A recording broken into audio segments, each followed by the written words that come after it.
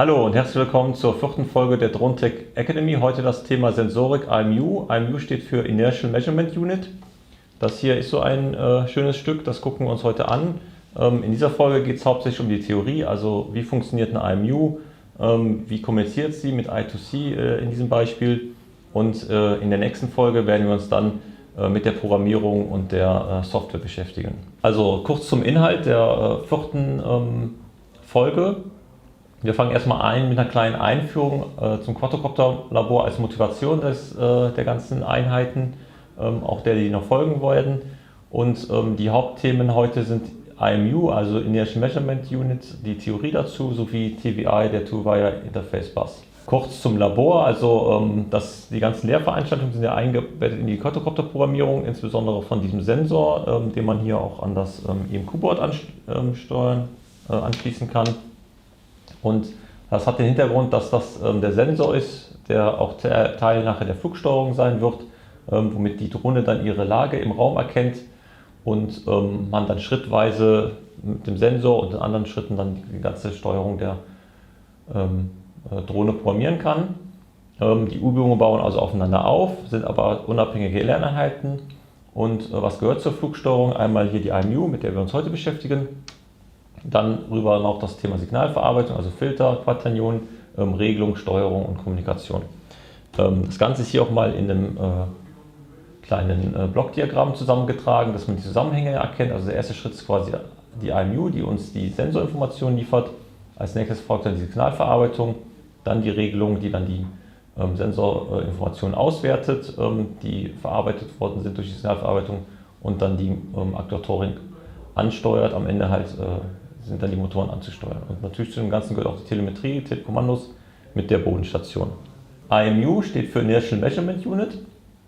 Kurz die Definition, also eine IMU ist eine Kombination mehrerer Inertialsensoren oder Trägheitssensoren, üblicherweise triaxial. Triaxial heißt für alle 3 Achsen, also X, Y und Z. Und man hat da einen Beschleunigungssensor und einen Drehdrahtensensor. Der Beschleunigungssensor, der misst Beschleunigungen. Hauptsächlich geht es da um translatorische Bewegungen, also vorwärts, nach oben, links und rechts. Und das Gyrometer, das Gyroskop, misst Winkelgeschwindigkeiten, also Drehungen. Und aus diesen beiden Sensoren kann man dann unterschiedliche Informationen erhalten. Also wenn man die Beschleunigung zweimal integriert, erhält man die Position.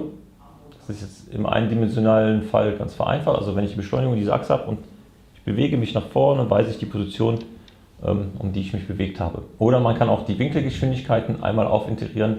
Die kommen vom Gyroskop und hat dann den Winkel. Und dazu ist auch gleich wichtig zu verstehen, dass sowohl die einfache als auch die doppelte Integration relativ fehlerbehaftet ist. Das heißt, wenn man einmal einen Fehler in der Beschleunigung hat, dann wird der Fehler zweimal fortgepflanzt durch Integration und ist permanent in der Position drin, sodass man den dann auch nicht mehr rausbekommt, es sei denn, man fusioniert die Information mit anderen Sensoren. Und das gleiche Problem hat man ein bisschen in abgeschwächter Form auch in der Orientierung.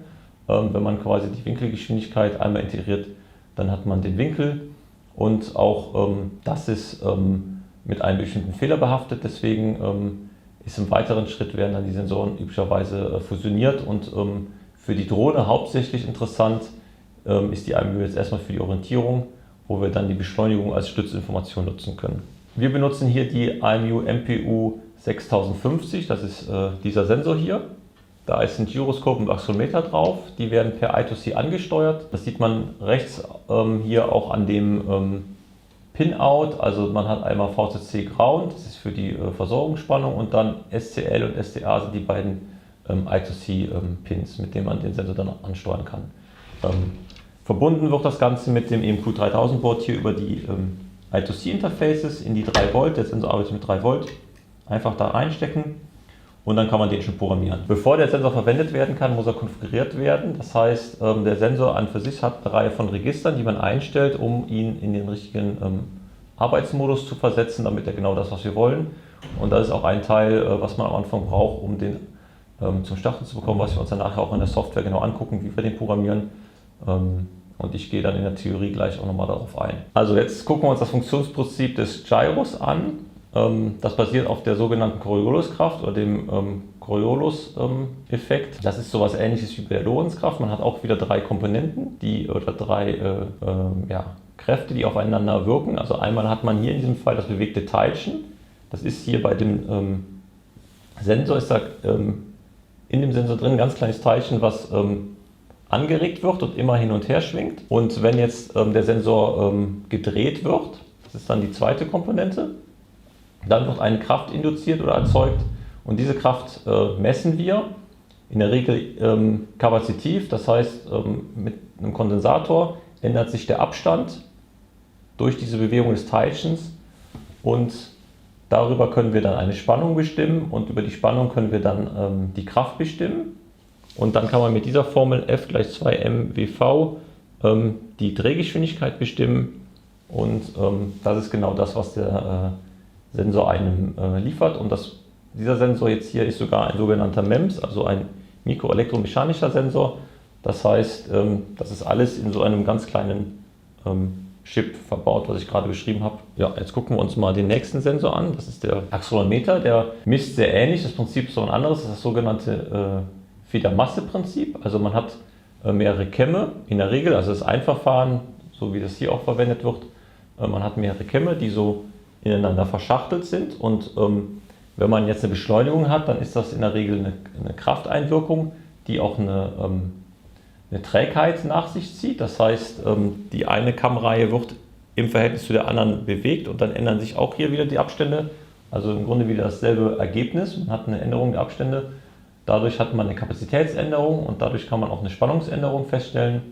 Und die Spannungsänderung ist dann auch wieder linear zu der Kraft, die induziert wurde. So, nun gucken wir uns den Two-Wire Interface an, den bisschen die Theorieteil dazu. Also der TWI ist ein serieller Master-Slave-Bus, auch genannt I2C, also einmal mit dem großen Quadrat 2 geschrieben oder einfach unten 2 macht man auch, heißt Inter-Integrated Circuit. Letzten Endes ist beides derselbe, ein anderer Begriff für dasselbe. Da verwendet zwei Busleitungen, also man hat einmal SCL und SDA. Das ist einmal die Clock und einmal die Datenleitung. Dann hat man natürlich Versorgungsspannung, klar, also insgesamt 4 Leitungen hat man. Vorteil des Busses ist es vor allem günstig und wenige Verdrahtungen braucht man da, weil es halt ein Bus ist. Nachteil davon ist störanfällig und man hat insgesamt eine eher geringe Leitungslänge. Also es ist eigentlich ein On-Chip-Bus, also eigentlich nur für Chips oder kleine Plantinen. Der Taktmodus ist standardmäßig 100 kHz, mit dem Fast-Mode schafft man auch 400 kHz.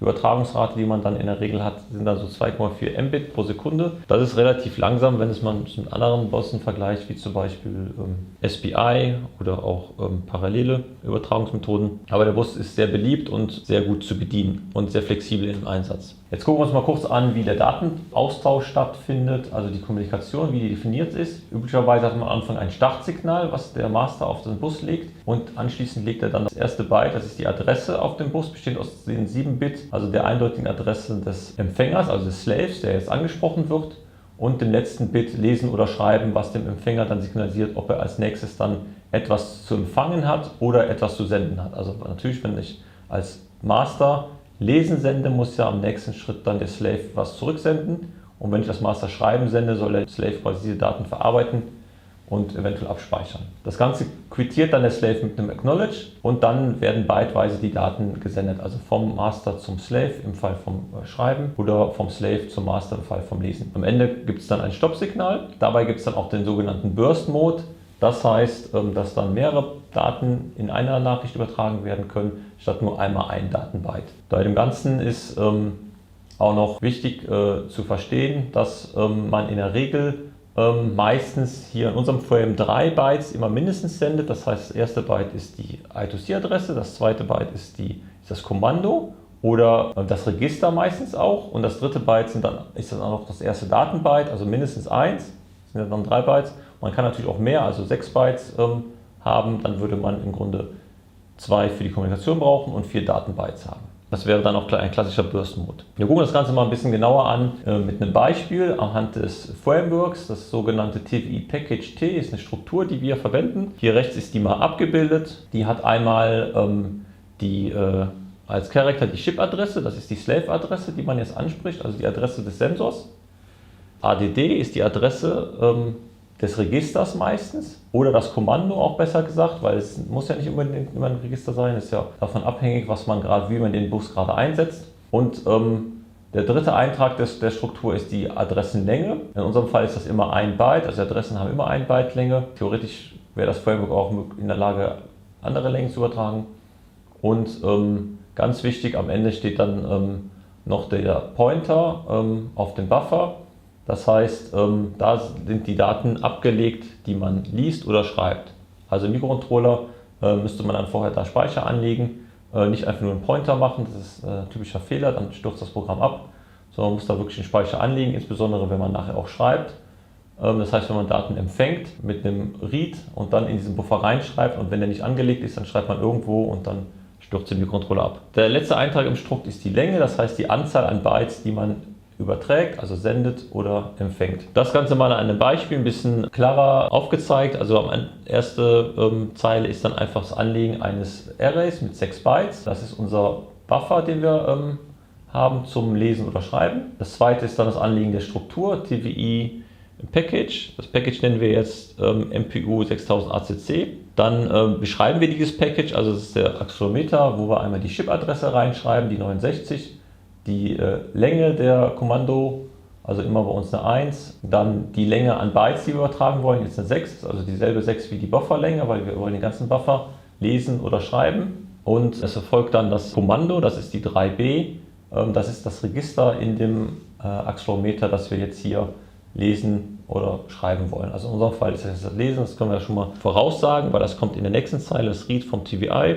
Da machen wir das Lesen und bevor wir das Ganze ausführen können, müssen wir natürlich auch noch den Buffer festlegen, also den Pointer von unserem Array darauf initialisieren. Dann wird das Lesen ausgeführt, also Read von TWI, dann kommen 6 Daten vom Sensor über das I2C an den Master, also an den Mikrocontroller, die dann in dem SHA-Array abgelegt werden. Bei einem Fehler wird dann noch eine Nachricht ausgegeben, das heißt, wenn der Sensor nicht antwortet oder das Kabel unterbrochen ist oder wie auch immer, und dafür ist dann der zweite Eintrag in dem Read vom TWI die 0, das ist dann quasi die Fehler-ID. Da kann man eine beliebige Zahl eingeben, ist immer 1 Byte groß und daran kann man dann nachher sehen, was für ein Fehler aufgetreten ist.